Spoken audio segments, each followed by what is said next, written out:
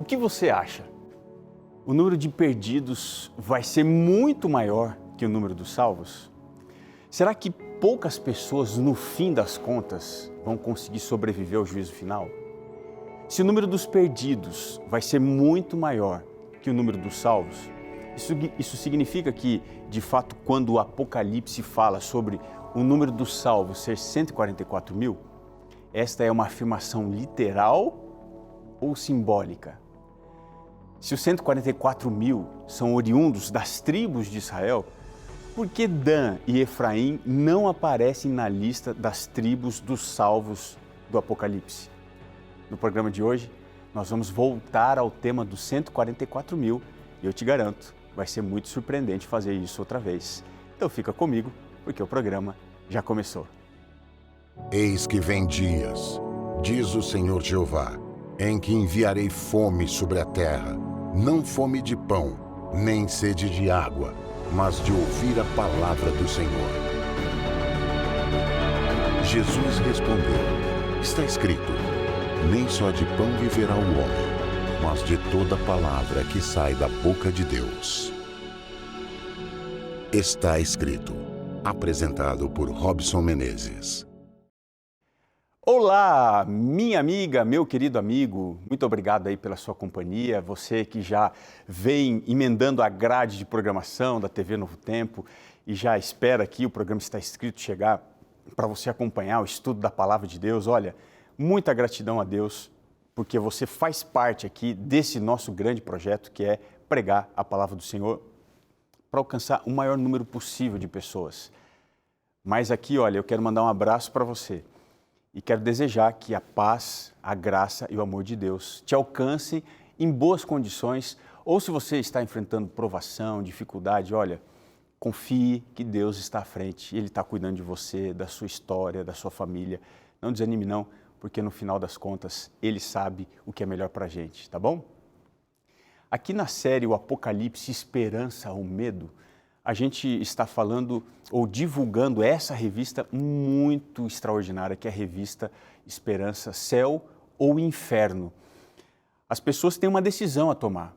Para onde a gente quer ir? A Bíblia diz que nós teremos um dentre esses dois destinos. E para onde você tem olhado ultimamente?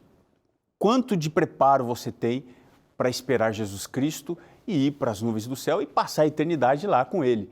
Se você quer saber como se preparar melhor, essa revista é extraordinária. Olha, as lições são instigantes, são profundas e você precisa ligar agora mesmo para pedir a sua, sem custo nenhum. Nós vamos enviar para você de graça. É só você pegar o telefone e ligar para a gente no número 0, operadora 12 21 27 31 21, tá bem? Se você preferir, você pode mandar uma mensagem no WhatsApp no número 12 98244 4449, tá bem? Você já tem a sua aí? Se você já tem, corre lá pegar, porque nós vamos usar agora a revista Céu ou Inferno, porque chegou o momento, aquele quadro que todo mundo gosta. Responde aí, pastor. Mari, pode rodar a vinheta. Responde aí, pastor. Responde aí, pastor. Responde aí, pastor. Responde aí, pastor. Vamos lá, agora a pergunta vai aparecer aqui na tela e a pergunta é: o que é a glorificação e como ela acontecerá? Eu quero começar a resposta para a pergunta de hoje com uma citação aqui da revista Céu ou Inferno, na lição número 5. Se você está com a sua aí, também pode procurar comigo que a gente vai ler aqui a revista na lição número 5, na parte da introdução. Achou? Diz assim, ó: se a salvação é reconciliação, Romanos 5, o verso 10, ela não pode estar completa até que o pecado destruiu seja restaurado. A nossa relação com Ele, conosco mesmos, com o próximo e com o mundo ao nosso redor, precisa ser restaurada. Mas como isso vai acontecer? A glorificação é a etapa final da salvação. Olha que lindo isso. Em que os crentes são transformados e recebem corpos glorificados. Que extraordinário! Eles agora finalmente são livres do pecado e morte para viverem eternamente com Deus. Ah, como eu espero esse dia, hein? Eu acho que você também, né? É a culminação do plano redentor de Deus e a concretização da esperança cristã. A Bíblia, ela descreve a glorificação como se fosse esse momento em que os crentes vão receber corpos imortais, incorruptíveis, refletindo assim a glória de Deus. Paulo fala isso lá na primeira carta aos Coríntios, capítulo 15. Se você puder me acompanhar, versos 52 a 54, ele diz o seguinte, olha, no momento, num abrir e fechar de olhos, ao toque da última trombeta, porque a trombeta soará e os mortos ressuscitarão incorruptíveis. Diz aqui, Paulo, nós seremos transformados. Porque é necessário que isso que é corruptível se vista de incorruptibilidade e isso que é mortal se vista de imortalidade. A glorificação, ela vai ocorrer no momento da segunda vinda de Cristo, quando Ele vai restaurar todas as coisas e estabelecerá o seu reino eterno. Esse vai ser o evento mais fundamental. Esse aqui é o evento mais extraordinário. É um dos princípios fundamentais, essenciais da esperança adventista. A gente olha para lá, para esse momento.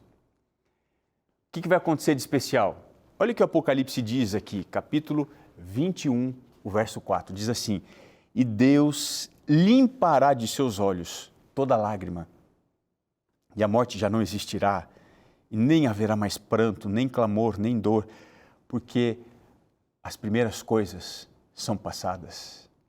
É nesse contexto aqui que a glorificação é vista como a culminação da obra redentora de Jesus. E aí vai acontecer a plena realização da salvação dos crentes. Isso vai ficar claro, manifestado para todo mundo. Esse é o ato final no processo da salvação. E Paulo, ele nos ensinou que ela viria no último lugar. Olha só o que ele diz lá em Romanos 8, verso 30. Ele diz assim, e aos que predestinou, a esses também chamou. E aos que chamou, a esses também justificou. E aos que justificou, preste atenção, a esses também glorificou. Voltando aqui à revista Céu ou Inferno, a lição 5 aqui, você vai encontrar uma outra citação aqui interessante. Na lição 5, o final da pergunta 1. Diz assim, muitas pessoas pensam que a volta de Jesus será secreta. Mas não pode ser, né? Se a gente viu tudo isso, não pode ser. Ou que apenas algumas pessoas, ou as mais espirituais, haverão. Mas a Bíblia a descreve como uma vinda visível, literal, ou seja, física, e em glória com seus anjos. Isso está lá em Lucas 17, 23 e 24, né? Mateus 25, verso 31. O dia e a hora da sua vinda, somente Deus sabe. Jesus falou isso em Mateus 24, 36. Mas Ele nos deixou sinais para continuarmos confiando nele enquanto esperamos, mostrando que o fim está próximo e nós devemos nos preparar para esse grande dia. Assim, em resumo, para a gente entender a diferença entre glorificação, justificação e também santificação, basicamente é o seguinte, justificação é a salvação dos nossos pecados passados. Santificação é a salvação de nossos pecados presentes. Glorificação nós vamos ser salvos de um mundo de pecado. Justificação, ela nos liberta da penalidade, ou seja, a culpa do pecado. A santificação nos liberta do poder do pecado. Mas a glorificação vai nos libertar da presença do pecado. A justificação, nós nos entregamos a Cristo. A santificação, nós seguimos o caminho com Cristo. E a glorificação, nós finalmente estaremos com Cristo. Então, a justificação é o ponto de partida. A santificação é o processo da caminhada, é o caminho a percorrer. E a glorificação é a meta que a gente precisa chegar. Ficou claro? Extraordinário isso, né? Se você tem dúvidas, pode mandar para a gente nas nossas redes sociais, que a gente vai colocar aqui nesse momento. Responde aí, pastor, tá bom? Nós estamos agora aqui entrando no tema, o programa está escrito, nós estamos analisando nessa série o livro do Apocalipse, tema Apocalipse, esperança ou medo. E hoje nós vamos continuar com o tema dos 144 mil. Tem muitas pessoas que têm medo do livro, eu já encontrei várias, porque o livro é muito franco quando ele apresenta as coisas, como elas vão terminar. Inclusive falando abertamente sobre aqueles que vão se perder. Nós vamos ver, assim, uma passagem forte que fala diretamente isso, mas a gente precisa saber dessa verdade, não é?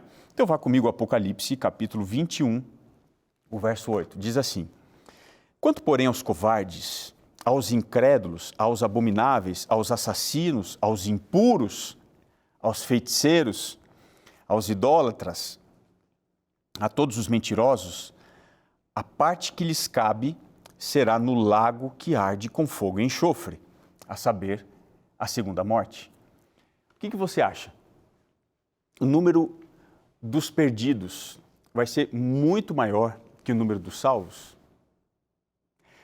Será que poucas pessoas, no fim das contas, vão sobreviver ao juízo final?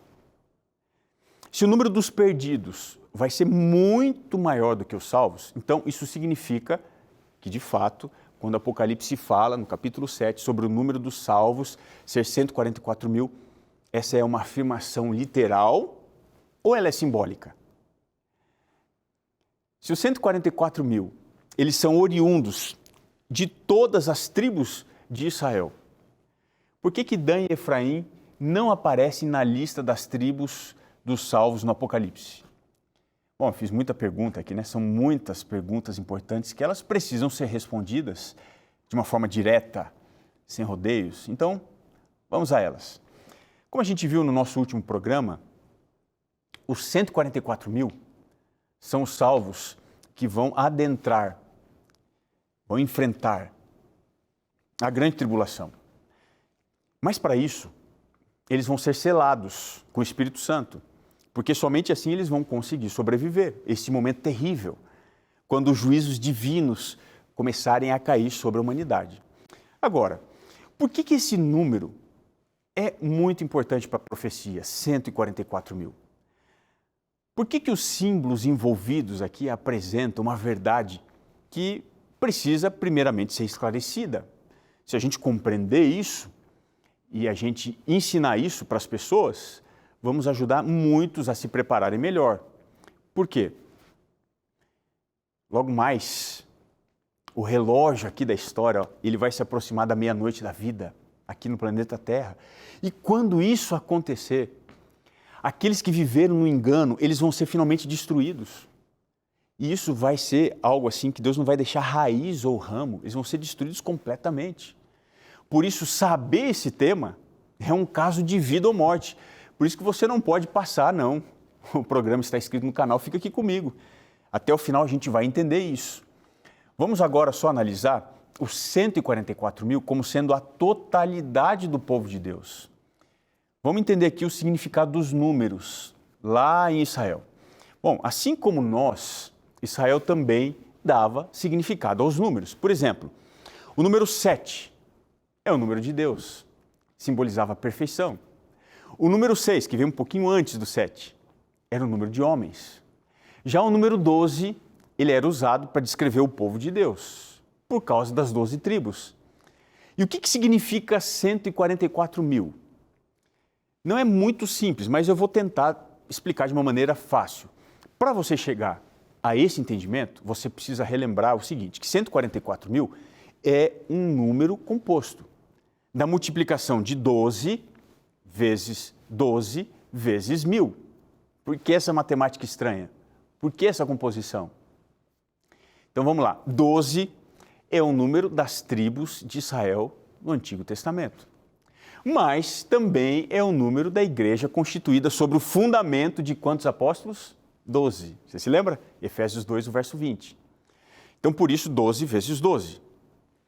Uma segunda coisa que é muito importante relacionada a esse número é o fato de a Nova Jerusalém ter 12 portões ela tem 12 nomes das tribos de Israel. Os seus 12 fundamentos têm o nome dos apóstolos, representando assim o Israel de Deus do Antigo Testamento, somado ao Israel de Deus do Novo Testamento. Você consegue perceber a repetição? Então, 144 é 12 vezes 12. Deu para você entender? Isso aqui representa a totalidade do povo de Deus na terra, tanto nos tempos do Antigo quanto do Novo Testamento. O Apocalipse, ele não está dizendo que os salvos serão apenas uns poucos privilegiados no instante final da história, não. E aí a gente precisa, então, se deparar com uma questão. Esse número é literal ou é simbólico?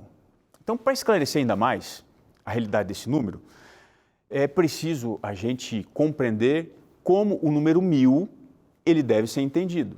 Lembra? É 12 vezes 12 vezes 1000. E ele pode ter um significado diferente no Antigo Testamento. Primeiro significado, ele pode ser um número literal, exatamente 1000. Mas o segundo significado, ele pode ser uma indicação da divisão tribal. Isso era muito comum no Antigo Testamento. Quando você vai nos livros do Antigo Testamento, você vai encontrar essa referência. O povo se dividia, as tribos, em 1000, ok? Mas tem um terceiro. Pode ser uma divisão de uma unidade militar de cerca de 1000 soldados. E se a gente usar esses dois casos, ou uma unidade tribal, ou uma unidade militar, há aqui uma referência direta a Israel, porque Israel se dividia administrativamente e ele se organizava assim. Então, quando o povo saía para a guerra, o exército estava organizado em unidades militares de 1000 pessoas. Isso você vai encontrar no livro dos Números, capítulo 1, verso 16. Então, os 144.000, eles são compostos por 144 unidades militares. Olha que interessante. São oriundos das 12 tribos de Israel, significando uma totalidade de Israel com suas 12 tribos. Então, João vai usar essa imagem da batalha para retratar a igreja no seu aspecto de luta terrena, para descrever a sua jornada como uma igreja militante, um pouquinho antes dela se tornar uma igreja triunfante. Então, o número 144.000 seria 12 vezes 12, 12 tribos de Israel, 12 apóstolos, vezes 1000, unidades militares, unidades tribais saindo para a guerra, para simbolizar a totalidade do povo de Deus no planeta Terra, entrando em guerra contra quem? Contra os ímpios, contra o diabo, contra o pecado. No último instante da história humana. Você viu que extraordinária coisa esse número traz para a gente do contexto bíblico? Então a ideia presente aqui, em todo o contexto da passagem, que os 144.000 aparece, isso aqui sugere para a gente fortemente que esse número ele não é literal, mas ele é simbólico. E o fato dele ser simbólico vai trazer a profecia ainda um drama maior. Sabe por quê? Porque a profecia está usando o contexto de guerra lá do Antigo Testamento para mostrar que quando o povo de Deus entra em guerra, ele não entra desorganizado. Ele não vai entrar em guerra enfraquecido, pelo contrário, ele vai entrar sob a direção divina para lutar as batalhas em nome de Deus, com o poder de Deus. É assim que o Israel espiritual, a igreja cristã, vai entrar nesse último ato de guerra da história. E que ato de guerra é esse? A grande tribulação. Essa guerra vai ser uma luta entre a verdade e a mentira, entre a luz e as trevas, entre Deus e Satanás. Agora, uma coisa importante aqui. Quais eram as tribos? Como elas aparecem listadas em Apocalipse 7? Então, um outro argumento forte para a gente entender que esse número não é literal, está associado às tribos de Israel. Sabe por quê? Eu vou explicar um pouquinho melhor. O Apocalipse 7,4 vai dizer assim que os 144.000 foram selados de todas as tribos de Israel. Preste atenção nessa informação. Todas as tribos de Israel. Se o número é literal, as tribos também precisam necessariamente ser interpretadas como literais. Mas aí a gente tem dois problemas. O primeiro problema é que as 10 tribos do norte, o reino de Israel, foram espalhadas entre as nações por volta do ano 722 a.C. Então, grande parte dessas tribos, ela desapareceu, perdeu a identidade. Agora, as duas tribos do sul, Judá e Benjamim, também foram levados para o cativeiro na Babilônia, no ano de 586. Só que um número significativo retornou no período persa. Esse grupo que retorna foi liderado por Esdras, por Neemias, e assim eles mantiveram a sua identidade. Só que além das duas tribos, também tinha os levitas, que permaneceram ajudando o povo nas atividades do templo e também dentro da sinagoga. Então, os judeus, nos dias de João, quando ele escreve o Apocalipse, eles eram descendentes, na sua maioria, das tribos de Judá, de Benjamim e de Levi. Ficou claro isso para você? Agora, se a gente for levar literalmente que 144 mil vão enfrentar a grande tribulação, eles também precisam ser oriundos de todas as tribos de Israel.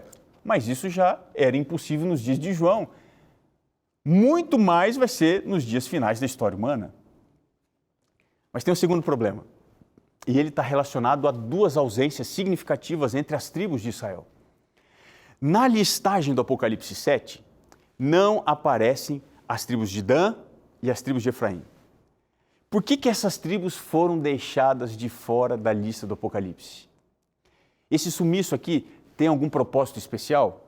Existe alguma lição que a gente precisa aprender com essa ausência? O que você acha?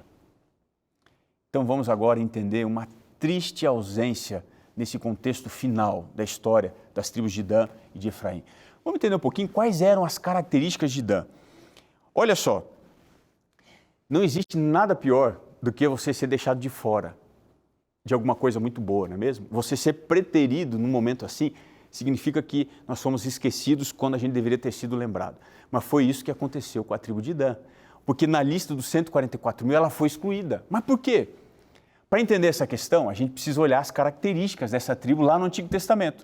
E Dan foi identificada como, olha só que interessante, ela foi identificada como uma víbora traiçoeira, em Gênesis 49, 17. Ela foi identificada como assassina de inocentes, Juízes 18, 26 e 27. Ela foi identificada como um povo que promovia falsa adoração, idolatria, ao bezerro de ouro especialmente, primeiro livro dos Reis 12, verso 28 a 30, foram identificados como destruidores da terra, Jeremias 8, 16. Então veja, essas características deram ensejo para que os rabinos judeus entendessem que Dan representava um poder maligno que luta contra o povo de Deus, mesmo fazendo parte dele. Então, por essa razão, eles não foram encontrados entre as tribos que caracterizam os salvos antes da grande tribulação. Dan não deixou de existir apenas na história, ela deixou de existir na eternidade. O seu nome foi riscado da lista do povo de Deus. Isso é triste demais, não é mesmo? Mas agora eu quero analisar a ausência de Efraim. Essa outra ausência aqui, sentida na lista das tribos, dos 144 mil, é de Efraim.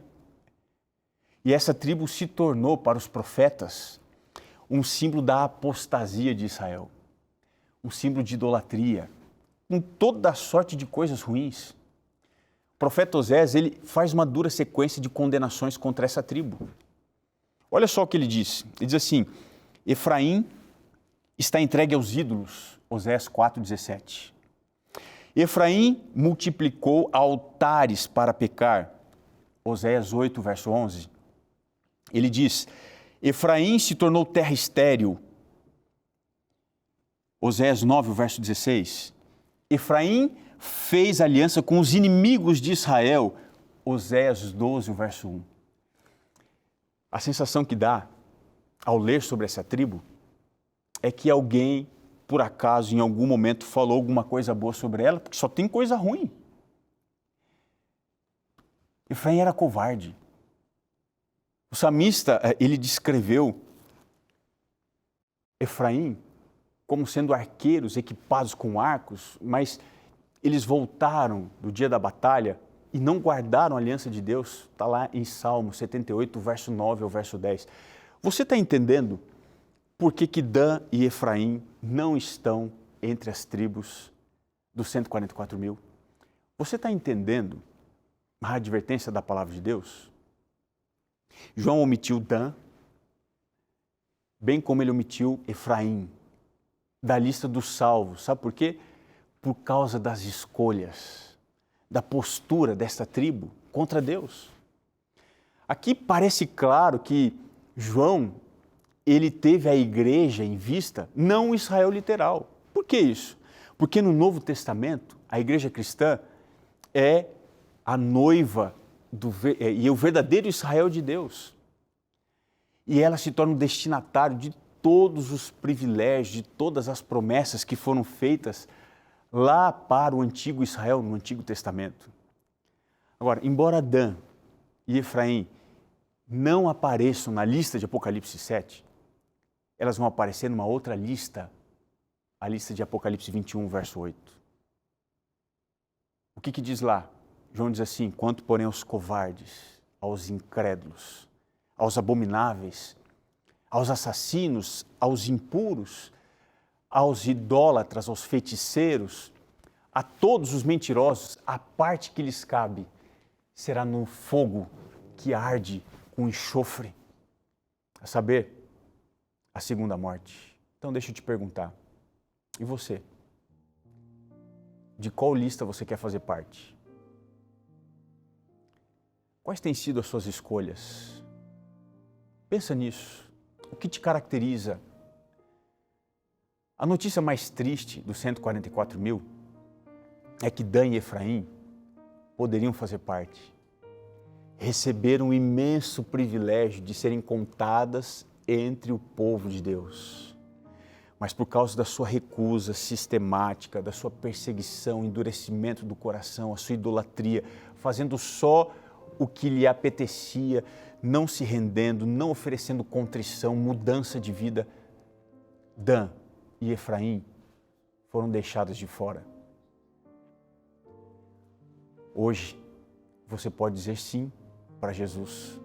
Você pode entrar no reino dos céus. Não importa o seu passado, você está entendendo? Hoje as coisas podem ser diferentes. Você pode estar entre os 144 mil. Esse é o desejo de Deus, que você se salve. Ele não quer que ninguém seja destruído, Ele não quer. Deus não tem prazer nisso.